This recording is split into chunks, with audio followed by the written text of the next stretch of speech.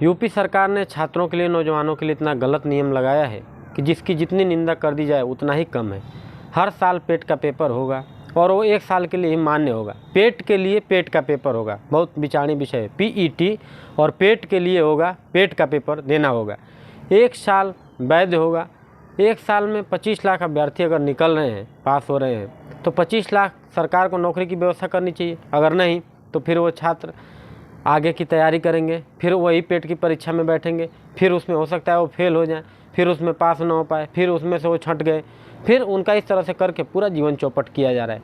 मैं मानता हूँ यूपी की सरकार बहुत अच्छा काम कर रही है, योगी जी बहुत अच्छे कार्य कर रहे हैं, लेकिन उनके कुछ कार्य से मैं बिल्कुल संतुष्ट नहीं हूँ, 1% और सख्त खिलाफ में हूँ।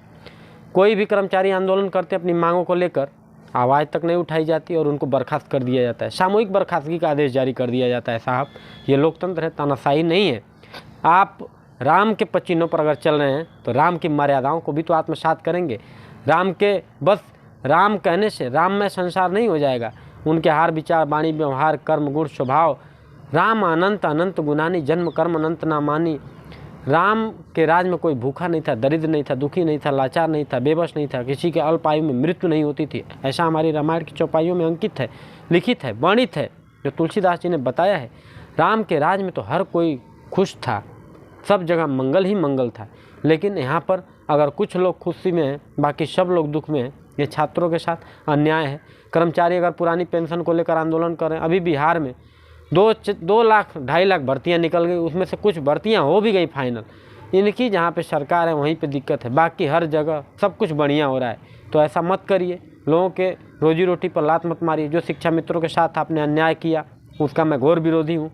जिसने नौकरी दिया, जिस नियम कानून कायदे के तहत उन लोगों ने नौकरी पाया, वो दोषी, उनको फांसी पर चढ़ाइए, उनको सूली पर चढ़ाइए। देने वाला दोषी है, लेने वाला कैसे दोषी हो गया? किसी ने ज़मीन बेच दिया, किसी ने गहने गिरवी रख दिया और आप उठाकर उनको 30,000 से 10,000 पे लाए। याद करिए अपने भी दिन जब आप लोग आंदोलन करते थे, जब 2 सीट पर थे, आंदोलन करते थे, तमाम झूठे वादे किए, आप लोग सत्ता में आए। ऐसा अन्याय मत करिए। अगर राम का मंदिर बनना है तो राम राज बनाइए, और राम राज इस तरीके से नहीं आएगा कि किसी के साथ आप न्याय करेंगे, किसी के साथ अन्याय करेंगे।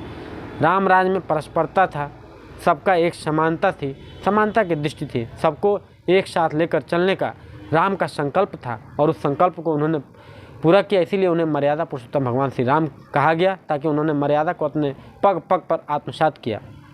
मैं योगी जी से प्रार्थना, विनती, निवेदन, हाथ जोड़कर करबद्ध प्रार्थना कर रहा हूँ।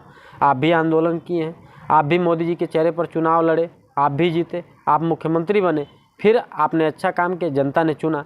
तो इस तरह से अन्याय मत करिए। हम लोग भी यूपी की जनता हैं, हम लोग भी छात्र हैं, बेरोजगार हैं, नौजवान हैं। आपका कार्य ये होना चाहिए कि अगर एक बार परीक्षा ले लिया गया, परीक्षाएं में इतनी दिक्कत है, न साधन है, न सुविधा है, न कोई व्यवस्था है, तमाम प्रकार की अनियमितताएँ हैं शासन का। वहाँ पर कितने विद्यार्थी, किसी को कुछ हो जाता है, किसी को चोट लग जाता है, अब ज़्यादा नहीं बोलूँगा, विवाद खड़ा भी हो जाता है। इसलिए आप समझिए हमारी भावनाओं को। और ये जो कर्मचारी मांग कर रहे हैं अपने वेतन को लेकर, अपने पेंशन को लेकर, भत्तों को लेकर, चाहे जो भी कर्मचारी 8 साल, 10 साल, 5 साल, 3 साल से सेवा दे रहा है, चाहे वो आंगनबाड़ी आशा कार्यकर्ती है, चाहे हर विभाग के कर्मचारी हैं, उनके साथ आप न्याय करिए। कम से कम 10,000 में, 5,000 में, 3,000 में, 2,000 में आज के ज़माने में क्या हो रहा है? शर्म भी नहीं आती सरकार में बैठे हुए। 2,000, 5,000, 3,000 में तो आप लोगों के जूते पालिश खर्च करने में 20-20 हज़ार के खर्च हो जाते हैं। आप लोगों के साजो सामान सुबह से लेकर सजने संवरने में 20-30 हज़ार लग जाता है। इसलिए इतना अन्याय मत करिए। बेरोजगार कर्मचारी, युवाओं, नौजवानों के साथ भी न्याय करिए। असल में राम की भक्ति यही है, असल में राम राज यही है।